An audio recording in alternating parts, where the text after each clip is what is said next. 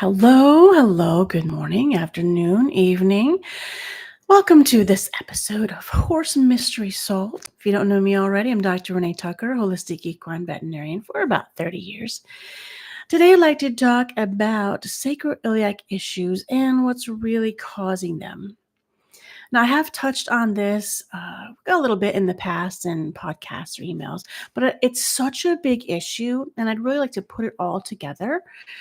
And I would like to do it in a fun way that you can let me know if you find helpful or not. So, what I'd like to do is share a completely made up conversation that I'm having with a young veterinarian whom I'm naming Julia. Julia has just graduated from vet school 6 months ago. Her parents put her through vet school, so she had no stress at all. Didn't have to work a second job like some people did. Anyways, so I'm mentoring Julia, and she's calling me with a horse with a sacroiliac problem. Okay. Again, this is totally made up. All right. So here am I. Hi, Julia. How's it going? Well, I have a horse with a sacroiliac problem. I'm going out to see it today. Oh, that's good. Do you know anything about it? No, just that the chiropractor's been adjusting it every 30 days, and that's not working. Ha ha ha. Okay, well, what's your plan? Well, I'm just going to inject it, of course. I know how to do it. I've seen some videos on it. Okay, well, injecting will help. Well, I got to go. Okay, bye. Dang it. Julia. She'll call back. Okay. The sacroiliac joint, also called the SI, is in between the sacrum and the ilium. And she knows this and has been trained now to inject it. Injections aren't wrong per se. Injections calm down all the inflammation and can take the pain away, make it feel so much better. So, in and of themselves, it's not like they're terrible. However, they're not getting to the primary cause. Oh, wait, she's calling again. Here we are. Oh, Dr. Tucker, the injection went fine. It was great for about 2 days. Okay, and then what happened? Well, yeah, they said it was great for 2 days, and then, it just went bad again. So, what else can I do? Should I inject it again? No, Julia. Listen, I know you know how to inject things. Oh, and it's super fun. Yes, and I know it's fun. Injections are very powerful, but you know what else is powerful, Julia? What? What else is powerful is knowledge, Julia, and wisdom. So that's why you hired me for your mentor, remember? Oh, yeah. Okay, what do you got to say? Okay, Julia, what else did you learn in vet school about the sacroiliac joint? What do you mean, what else? Well, what's the purpose of it? Well, I don't know. It's there, in the pelvis, and it's a joint, so I inject it. Okay, Julia, they all have purposes. So, what the purpose of the sacroiliac joint is for the power for the hind leg to be transferred from that powerful hind leg through going forward to the front of the horse. It's a transfer joint. Transfer joint? I never heard of that. Well, it's true. It's not like an official term, but that's what it does. That's why it's so big between two powerful bones. Okay, so I inject it again? No, Julia. What could be going wrong with the sacroiliac joint besides the actual joint capsule itself? Because that's all you're doing with an injection is adding more fluid and anti-inflammatory stuff to the joint capsule. So you want to know what made it inflamed? Yes, Julia. I want to know why it's inflamed in the first place. Oh, I have no idea. They didn't teach me that in vet school. Yes, I know, Julia. That's all good. They teach how to deal with pain in vet school. And let's talk about the real reason so we can track these things down to the primary cause. Okay. What do I do? First, you have to look at the feet. What? That's what the farrier does. Okay. Julia, the farrier will trim the feet, possibly deal with shoes, but you have to pick them up and look at them. Okay. So, what do I look for? You look for the medial lateral balance. You can look at them From behind, you look at the feet and look to see that the heels are the same height on the inside and the outside. But you also need to pick up the foot and look straight down over it to see if the heels are balanced. If the heels are not balanced, then that imbalance on the feet transfers all the way up to the sacroiliacs and makes them imbalanced too. So then, if they're imbalanced, they're overloaded. Okay, I get that. Great. So are you saying that if there's a problem in the leg and it's not the foot, then I should inject all the joints in the leg? No, Julia, you don't have to do that. What? Okay, so if you have a sacroiliac problem and the foot is even, it doesn't mean that the whole rest of the leg is wrong. In fact, generally it's not. If there is a known for sure painful sacroiliac joint that doesn't respond to just regular, easy chiropractic work, then likely the problem is not in the leg. And I say that because if there was a hock misalignment or stifle or hip, then generally, if that's a primary cause, a primary problem, then that joint's going to be the one that's hurting. Certainly, if you have anything wrong with any joint in the leg, it could contribute to sacroiliac problems. But generally speaking, that sacroiliac, it's like the tip of the iceberg. I would say at least 80% of the time, 80% of the time, there is some other problem causing the sacroiliac to hurt. Okay, so far, little Julia is checking the medial-lateral balance of the hoofs. The next thing that she's going to check, except that she doesn't know how because she can't do it because she hasn't been through my class yet, is checking the pelvic symphysis. So she's going to join my class, okay? Or she's going to hire a TBT practitioner, which is what I teach. Anyways, the pelvic symphysis is the bottom of the pelvis, and it's the middle center. If it's crooked, it will make the whole box of the pelvis crooked. And as soon as the pelvis is crooked, that's going to put uneven stress on both sacroiliac joints, and they will get inflamed and start hurting. Now, when that happens, this transfer of power that I'm talking about from the leg through the sacroiliac and forward stops happening efficiently, or sometimes it stops happening at all. There's plenty of horses who are dead lame from sacroiliac problems, and it's so painful.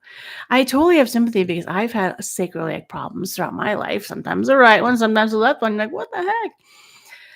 So the symptoms are so variable. It's mostly a lack of impulsion because that transfer joint's not working, so it's not transferring the forward motion. Sometimes you can't get a horse collected. They won't get underneath themselves. They certainly don't want to tuck tight around barrels. Jumping, they won't pick up their feet. They're knocking over rails.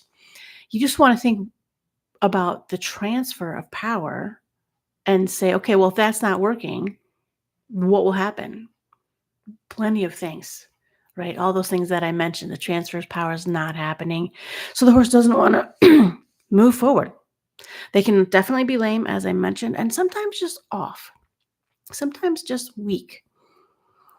A lot of people say that sometimes they're riding along and it feels like their horse tripped and stumbled in a hole, and they look back and there is no hole. It just feels like something is funky or chunky, or like I've also heard the expression, a square peg in a round hole. All those type of things are little clues that your sacroiliac is not working right. So if your feet are balanced medial to lateral, that's the main thing for sacroiliac. The next main thing is the pelvic symphysis. Now, that is the bottom center of the pelvis. Like I mentioned, it's like a foundation of a house in that it can cause everything above it to be crooked. Problem with that one is you can't see it. And veterinarians have not yet figured out how to inject that thing, thank the Lord. It's like way deep in there. Hopefully that will never happen. And what you need to do is look for a couple clues that might help you know the pelvic symphysis is misaligned. Of course, one of the clues would be reoccurrent sacroiliac problems, for sure. Other clue, though, is if the horse does any kind of what is called bunny hopping when they're cantering. So when they're cantering and they sort of accidentally keep their hind legs together and hop like a bunny while they're cantering. It looks really weird. You're like, what is the horse doing? It's because that pelvic symphysis is sore when they move their hind legs a lot. So they keep it together. Like, sometimes you'll see this for a little bit in youngsters. Horses under 2 years old, they might get a little bit of bunny hopping, but they can grow out of it because as they grow and expand their bones, then they can expand also the pelvic symphysis and it just clicks right back into place. So it's no big deal if you have a youngster who's bunny hopping for a little bit of time. But if you have an older horse who does any bit of bunny hopping, you have 100% got a pelvic symphysis problem. Okay, other signs is that they will always want to put one of their hind feet forward. They don't want to stand square. And not only is it just forward, but it'll be forward and in front of the other foot. It could be just a bit in front, or it could be completely lined up. I don't know what you call that, vertically, laterally, straight in front of the other hind foot. Some horses I've seen even place one hind foot and they rest it on the other hind foot consistently. So if all the time they're doing strange things that remind you of a ballerina, that's not right. They may, yes, turn their foot out with a pelvic symphysis issue. However, if they're just standing and turning their foot out, generally the first thing I look at is the hip, but it certainly could be pelvic symphysis as well. Okay, so those are our symptoms that are typical for pelvic symphysis. Bunny hopping, uneven standing, particularly if they want to put the same foot in front of the other foot. That's pretty much a guarantee for pelvic symphysis. Unfortunately, there's not any physical checkups that you can do for pelvic symphysis. It's these other ones, other symptoms that are happening like sacroiliac problems or standing funny. The pelvic symphysis itself doesn't really have any pain sensors because it's like, again, the bottom of the house. It's the concrete pad on the bottom. If it's crooked, it's not cracked, it's not broken. There's nothing technically wrong with it, so it's not hurting. It's just crooked. It shifts the whole pelvis. Okay. To my knowledge, there is not much you can do to fix that other than TBT. TBT is my energy technique, Tucker BioKinetic Technique. There are ways of trying to push and coax the tuber ishii. That's the bone that sticks out right by the tail head. You can try to do some massages and stretches on that. That is listed in video in my Reverse the Diagnosis book, if you're interested in that. It's just something you can try. It doesn't work 100%. But everybody out there, please hire a TBT person to fix your pelvic symphysis. It's pretty simple. It's in our skeletal alignment section of the TBT University. So you can also hire people to do that over distance, and our practitioner pages www.wheredoesmyhorsehurt.com/practitioners if you're interested. Okay, what else is I going to tell you guys? Carrying on. Let's say your pelvic symphysis is aligned and the sacroiliac itself is aligned. What else do we have that could be a problem? Let me tell you what this problem is all over the place. Guys, chronically, most all horses, I mean, like 80, 90% of them are having joint issues. I mean, it used to be, I know, I'm showing my age again, seriously, but it used to be, you didn't do joint injections, you didn't do joint supplements until a horse was older, at least 15. I know that probably many of you don't remember that time, but you didn't inject horses that were 2 years old because you're supposed to, or you're just maintaining them. What a bunch of hooey. No, there's a problem. Okay, here's the problem. What we have is a little bit twofold. We have so many toxins and chemicals and heavy metals, etc., in our environment, in the food, etc., that our livers are overloaded. The liver is supposed to, as part of its job, make components of our ligaments. Now, what do ligaments do? They connect bones to bone. So, on the one hand, there are ligaments that will be around my shoulder, for example, and keep my arm from falling off my body. Useful for sure. There are also, though, ligaments that will keep my shoulder joint from being too squished. They're like this amazing design, this amazing setup that both keeps bones from going too far apart and too close together. When the incorrect or not enough ligament components are not being made by the liver, then what's typically happening is the part where the ligaments keep the joints from squishing is not happening. The ligaments are not holding up all the pressure of all the weight of the horse, etc., and all the joints are squishing. Horses have too small of joints all over their body. They have too little joint fluid, of course, because the joints are squished. Joints are smaller, you can't get enough joint fluid in there. And then so veterinarians are like looking at this too little joint fluid and too incorrect joint fluid because it can't get flushed through because it's too squished. And they're like, hey, let's fix the joint fluid. Let's inject it with joint fluid. And it can help for sure, but that's not the cause. Okay. So we've got squished joints everywhere, not only in the legs, but in the whole back. Everything is just getting squished. You may see that in the movement of a lot of horses. Now, I'm not trying to make anybody feel insulted here, but I remember seeing horses moving out in the field and they're effortless and they're just bing, bing off the ground and it's light and you're just stunned by how can 1,200 pounds be that light and lifted and beautiful. And it is a rare, rare day when I see that anymore. And that's because of the heavy metals being bad and affecting the liver, who are not making the right ligament stuff. And the ligaments are unfortunately unable to do their full job. And the joints are getting squished. They're squished all over. Yes, giving joint supplementation could be helpful. But again, that's not the primary problem.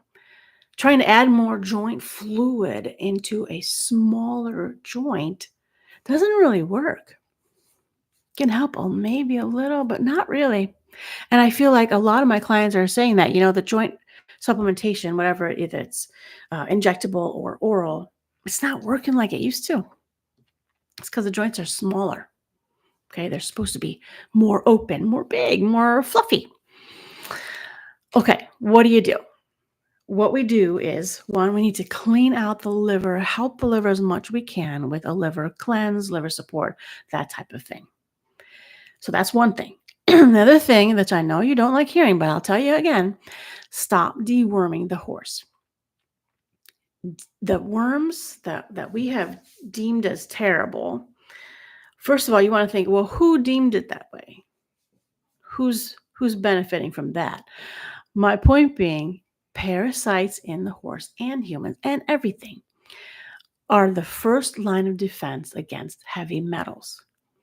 Parasites in the gut eat or absorb. I'm not sure how they do that, but they take up heavy metals, and when they're full, they poop out. It's a good thing to see worms in your poop. Well, not in your poop. That would freak me out. But anyways, the point is that worms, parasites as we call them, are the first line of defense against heavy metals. So that's what they're supposed to be doing. The liver is supposed to be able to just say, oh, heavy metal, whoosh, you go to the gut. And the parasites then suck up the heavy metal so it doesn't damage the intestine. And then when they're full, they go out. All right. So what's happening is there are no parasites in the intestine. The liver, therefore, knows if it dumps the heavy metals into the gut gets damaged, may even get ulcers. Okay, see how this all is one big ball of wax, kind of trying to detangle. So the answer is try to avoid as much toxins, heavy metals, etc. as possible. We've talked about that previously. And stop deworming your horse. And everyone's going to think you're a nutcase. Tell them Dr. Tucker is the nutcase who is telling you to do this. But give it a shot. One thing I wanted to mention, because I know that I myself have done a parasite cleanse and I thought I felt better. Well, first I felt kind of worse and then I felt better. But here's the thing. We do a parasite cleanse for us or for our horses because we think the bloating, and the kind of not feeling good, and horses, maybe the poor hair coat is due to worms. And we give this dewormer stuff for ourselves. It's typically wormwood and something else, such as garlic. I can't remember the rest of them. But wormwood and on many of these other ones, plants that are in human dewormers are shown to absorb heavy metals. So we're taking these, what we think are anti-parasite things, but all they're really doing is picking up the heavy metals instead of the worms. And the worms then are like, oh, well, we're not needed, so we'll go ahead and go out. So you might see them in the poop.